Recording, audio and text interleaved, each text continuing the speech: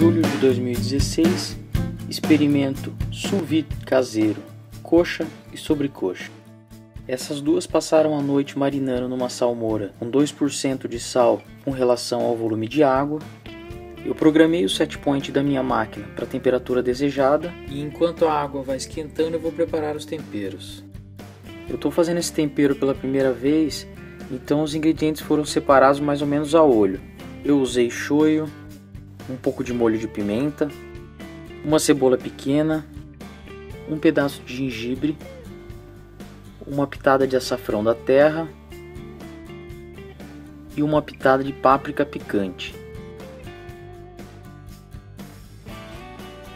E dentro do saquinho de vácuo eu coloquei uma colher de sopa de manteiga de pomodoro cru. Lembrando que no liquidificador já tinha 200 ml de água.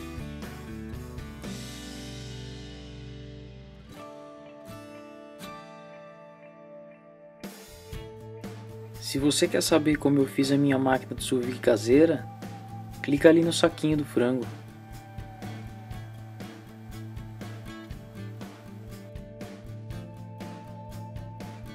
Então as duas coxas com sobrecoxa vão ficar cozinhando por 2 horas a 71 graus. Reparem que eu posicionei o sensor na parte mais distante com relação ao ebulidor, porque eu quero que naquele ponto a temperatura atinja os 71 graus. A minha máquina de sous vide não tem um circulador de água, que para mim não é um problema. Então o que eu fiz? Eu deixei cozinhando por 1 hora o saquinho de um lado e depois simplesmente virei o saquinho do outro lado. Então a incidência de calor acaba sendo igual em todas as partes do frango. Aí 2 horas depois, os frangos já estão prontos e eu vou finalizar também por experiência cada um deles de uma forma diferente. Um deles eu vou finalizar na frigideira com azeite de oliva, o outro eu vou passar azeite de oliva com pincel e vou finalizar com maçarico.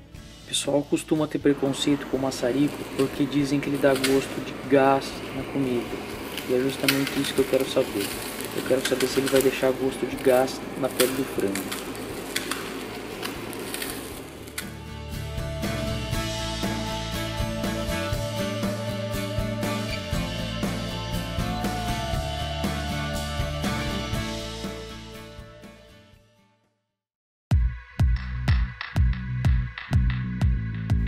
Bom, com relação a tempo de cozimento e textura, o frango ficou perfeitamente cozido nesse tempo. A textura ficou muito boa. Os sucos do frango foram totalmente preservados. A carne ficou muito macia e muito suculenta. Em relação à finalização com o maçarico, eu não senti absolutamente nada de gosto de gás.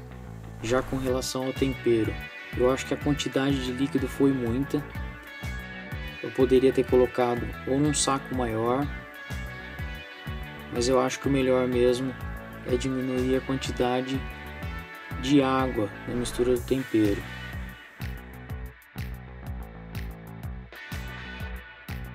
E eu achei que faltou um pouco de intensidade de tempero, faltou um pouco de sal. Eu imaginei que a salmoura fosse deixar salgado, eu fiquei com medo de ficar muito temperado.